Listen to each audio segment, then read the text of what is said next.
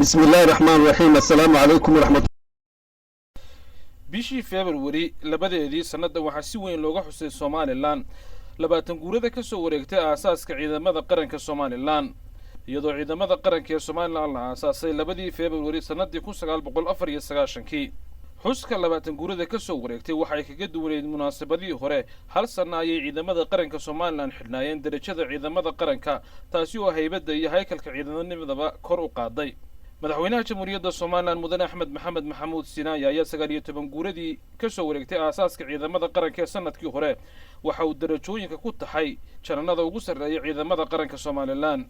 darajadaasina waxay wax weyn ku tartay geedu socodka Soomaaliland oo ay qayb ka ahayd ciidamada qaranka Soomaaliland inay yeeshaan darajooyin iyo haykal dawladeed oo ciidamada qaranka Soomaaliland ay yeeshaan waxaana darajadaasi u kordhisay qiimaha mushaharka oo iyaduna wax weyn ka tartay ciidamada qaranka Somaliland haddaba daawadayaal barnaamijkan waxaynu ku soo qaadan doonaa iyadoo aasaaska ciidamada qaranka Soomaaliland iyo darajadeeda kala duwanba ay aqoon-yahanada iyo shacabka Soomaaliland iyo xukuumadii kala dambeeyay dalku soo marayba ay dadaal badan ka muujinayeen arrintaasi waxaynu barnaamijkan si gaar ah isku dul taagi doonaa agaasimihii hore ee wasaaradda gaashaandhigga ee Somaliland Allah u naxariistay jinan Maxamed Cabdilaahi Faarax Fani Guri Barwaaqo oo ahaa agaasimihii ugu muddada dheeraa aasaaska ciidamada qarankana loo magacaabay xilkaasi inuu qabto qayb weyn ka ahaa darajada bixinta sida wasiirka gaashaandhigga ee Somaliland waqtigii darajadaasi la bixinayay uu ka sheegay hadaladiisa ay ka mid ka ahaayeen nin muwaadin ah oo reer Somaliland u dhashay oo isaguna waqtiyo hore darajada ku fakiray agaasimaha guud ee wasaaradda gaashaandhigga uu ahaan jiray injineer Maxamed Cabdilaahi Fani baa la oran jiray ilaahay u naxariisto si aan qofka loo ilaawin ee loo xuso xataa haddii uu dhinto dageeri timaado wixii wanaagsanaa uu sameeyey inay wax rikoorka ku jira oo ummaduna u og tahay wixii isaga ka soo jeedana lagu abaalmarinayo ay tahay Allah u naxariistay gaashaanla sare injineer Maxamed Cabdilaahi Faarax oo loo yaqaanay Fani waxa uu ku dhashay magaalada Hargeysa isagoo malcaamadiisa oo sana ka galay isla magaalada Hargeysa sanadii 1958 ayuu dugsigiisii hoose ka bartay magaalada Berbera kaasi oo laga qoray isla magaaladaasi kadib waxa uu soo bedeshay dugsiga hoose ee biyo dhacay magaalada Hargeysa halkaas oo kula baxay anaanaystii loo oran jiray Berberaawi sanadii 1961 dugsigii dhexe ee Sheekh Cali Xaaji Ibraahim dadka badankiisuna u yaqaaneen dugsiga dhexe ee biyo dhacay ayuu galay waxaanu ka mid noqday ardaydii dugsigaasi dhameysatay sanadii 1956 intuu dugsigaasi dhiganayay ayaana waxa loo bixiyay anaanaysta Fani isla gugaasi sanada 1965 waxa uu galay dugsigii sare ee loo yaqaanay Banaadir Secondary School halkaas oo ku dhameystay sanadii 1969 1970 marxuumku waxa uu ku biiray ciidankii qaranka ee Jamhuuriyaddii Soomaalida gaar ahaan ciidankii cirka waxaana waxbarashada loogu diray dalka midowga Sofiyeeti sanadii 1973 ayuu ka soo laabtay dalka midowga Sofiyeeti waxaanu ka mid noqday saraakiishii ciidamada cirka ee dawladda Jamhuuriyadda Soomaalida waxaanu markii horeysay ka hawlgalay saldhiggii ciidamada cirka ee Belidogle dabayaaqadii 1976 baa mar kale dalkii loo oran jiray midowga Sofiyeeti loogu diray waxbarasho heer jaamacadeed ah hase yeeshee dagaalkii 1977 ilaa 1978 dhex maray Itoobiya iyo Soomaalida ayuu xidhiidhkii dawladdii Soomaaliyeed iyo dawladdii midowga Sofiyeeti ku xumaaday taasi oo keentay in dhammaan ardaydii Soomaaliyeed ee dalkaasi wax ka baran jirtay loo soo celiyo sidaas awgeed buu marxuumku uga mid noqday ardaydaasi 1980 baa marxuumka iyo qaar kale oo ka mid ah ardaydii soo noqotay loo diray dalka Masar si ay waxbarashadoodii halkii uga sii ambaqaadaan 1985 buu marxuumku ka qalin jabiyay jaamacadda tababarka saraakiisha ee Masar waxaanu noqday injineer dayuuradaha ah isla gugaasi buu marxuumku ku soo laabtay Muqdisho waxaanu ka hawlgalay xaruntii ciidamada cirka ee magaalada Baydhabo ardaydii ay jaamacadihii Ruushka iyo Masar wax ka wada baran jireen waxa ka mid ahaa madaxweyne ku-xigeenkii hore ee Somaliland mudane Cabdiraxmaan aw Cali Faarax Cabdiraxmaan Tolwa agaasimihii guud ee wasaaradda gaashaandhigga Cabdikariim Xaashi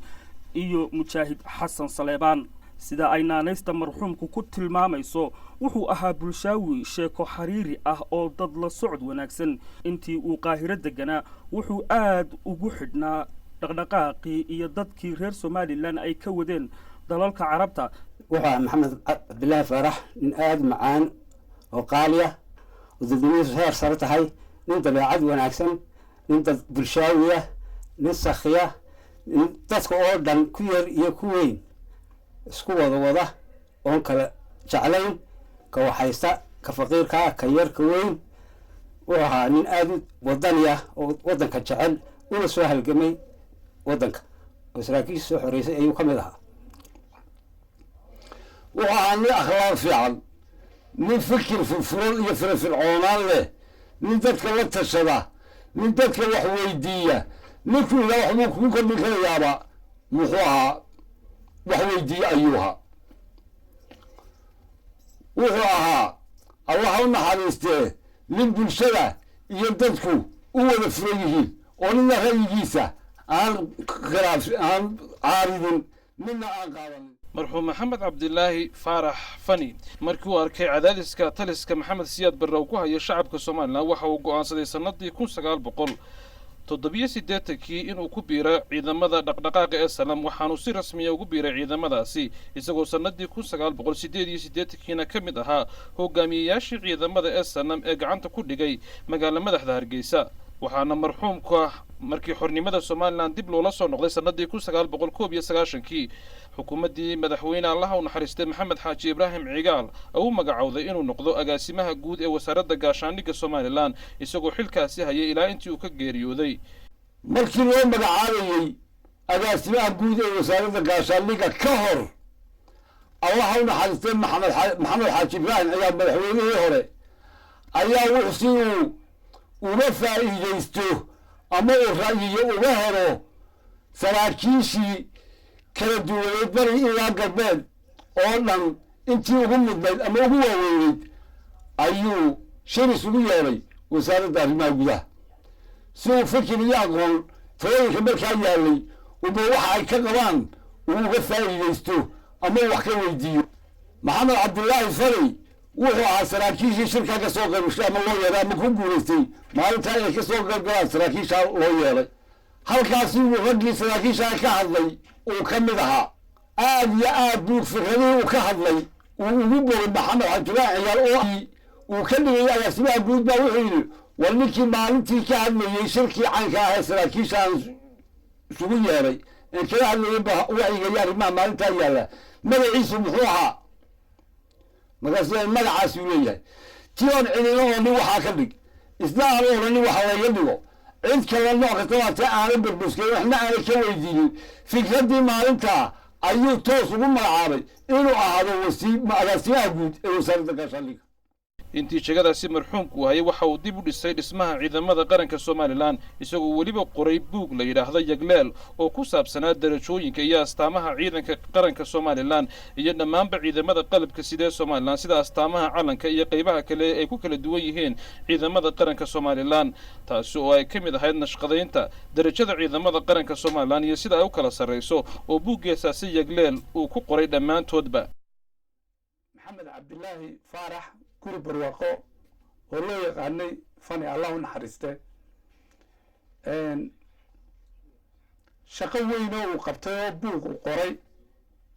buuggaasoo ku saabsan darajada iyo durayska iyo habka ilaa kabaha ilaa koofiyadda iyo calaamadaha qaybaha kala duwan ee ciidanku uu leeyahay sida ciidanka dhulka ciidanka cirka ciidanka badda ciidanka booliiska qaybaha booliisku kale mee calaamadoodii iyo calaamadahoodii iyo darajooyinkoodii ninka ugu sarreeya ilaa ka ugu hooseeya alfulaha ah iyo shaarkii ay xidhanayeen iyo suryaalkii iyo kabihii iyo inta nooca diraysa ee loo baahan yahay inuu ninka askariga xidho ayuu buuggaasi ka hadlayay ma aha fikraddaasi fikrad dhibyar fikraddaa marka bugaagta waxa lagu sameeya inta badan adduunka kale dee warshadeeyabaa la haystaa lagu sameeya ninkaasi isagoo aan isagu warshada aan haysan oo aan haysan kalareeda iyo wixii lagaga shaqaynayay ayuu gacantiisa sidii warshada ugu soo saaray maxamed cabdilaahi faarax kuna magac dheeraa fani agaasimo guud buu wasaaradda ka ahaa record iyo document ka aan u nimid calaamadaha wadada la kala dooranayo oo ciidamada saraakiisha iyo saraakiil xigeenka iyo askartaba la siiyo dadaal badan buu waqtigaa ka sameeyey waxaa iyaduna aan qof lagu raali gelinayn laakiin hiilin loo hiilinayo taariikhda wixii wanaagsan oo qof qabto isaga aada isugu howlay naftiisu laakiin ninkanu dee farsamo yaqaan artist buu ahaa aada buu isugu shuqliyey allaha u naxariistee dhammaadkii sannadii 1993 waxaa la magacaabay 3 guddi oo soo diyaarinaya kana soo tala bixinaya dhismaha 3 ciidan ee uu ka kooban yahay ciidanka difaaca qaranka Soomaaliland guddigaasi midkood oo ahaa guddiga ciidanka cirka iyo difaaca cirka ayaa gudoomiye looga dhigay xilligaasina muu jirin wasiir iyo taliye ciidan midkoodna waxaana xilka wasaaradda gaashaandhigga hayay wasiir ku-xigeenkii iyo abaanduulihii kuwaasi oo kale ahaa xasan guure jaamac iyo cabdilaahi xuseen iimaan darawal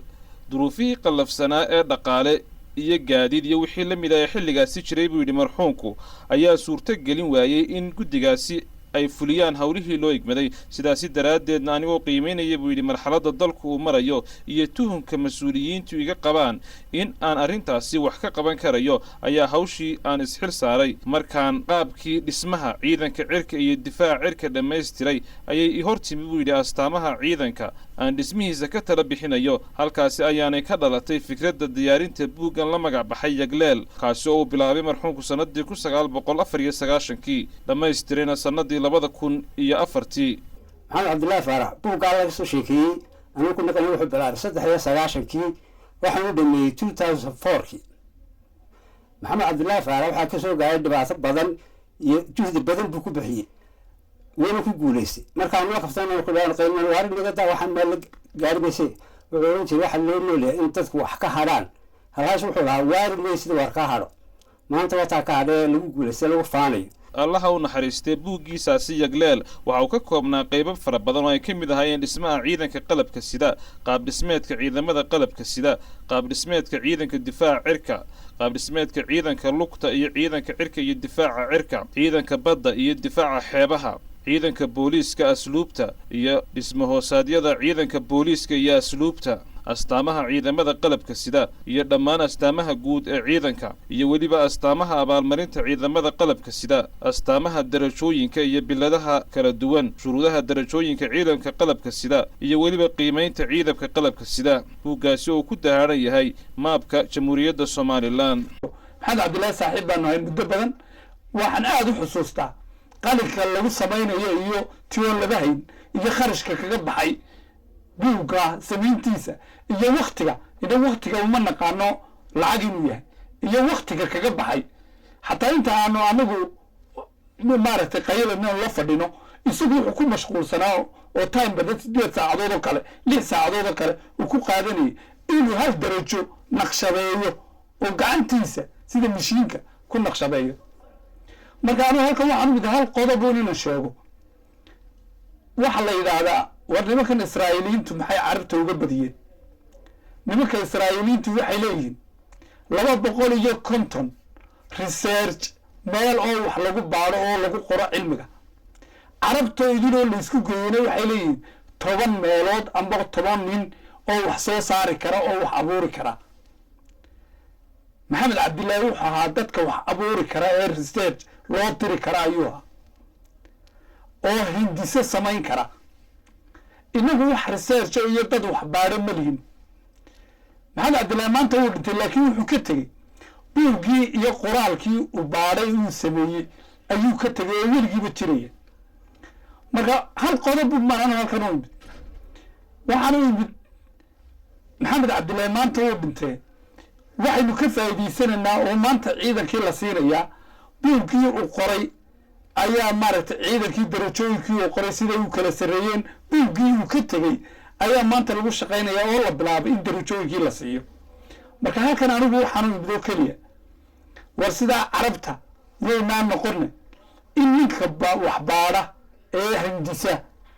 amba hadduu dhintana dee carruurtiisi iyo dadkiisii baa joogtee inaan la iloobin oo la dhiirigeliyo qofka fikrad keena marka in caruurtiisii iyo reerkiisiiba de inaan la iloobinayo wax loo taro si kuwa kale ee waxindisaana ugu dhiiradaan. ninkii qaylkii iyo buuggii ugu horreeyey warqad u qaata ee naqshadaynta iyo muxuu ahaa samayntooda fikirkeeda koowaad lahaa kula dhamaystiray in kastoo guddiyo badan oo kuwa imika ugu dambeeyey iyo kuwa dhexba ay qaabka farsamo ama shuruucdiisa ha ahaato ama muxuu ahaa dhisaynkeeda ha ahaatee waxyaalo laga bedbedelay oo lagu kordhiyey. hase yeeshee kulidhinku u ahaa ninkaasi aasaaskiisu uu ahaa ninkii darashadaasi fikirkeeda iyo samaynteeda iyo naqshadaynta lahaa. xusuus lahay muddadaa uu ahaa agaasimaha guud ee wasaaradda gaashaandhigga intaa aanu wada shaqaynay aanu wada joognay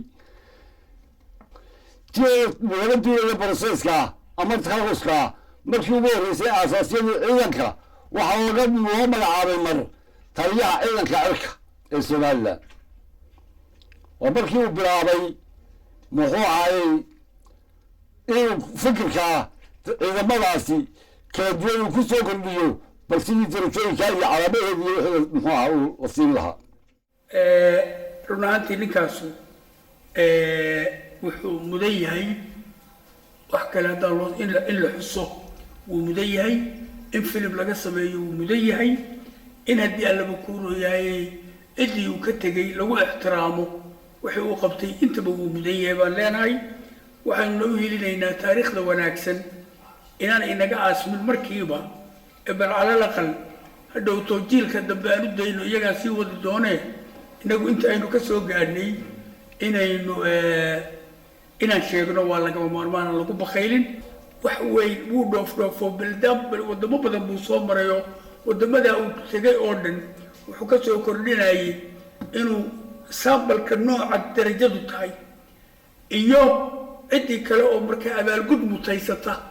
oo ka baxsanba biladaha la siiyaa nooca yihiin aad buu isugu shuqliyey. waqti qaaliya buu ku lumiyey. ilaah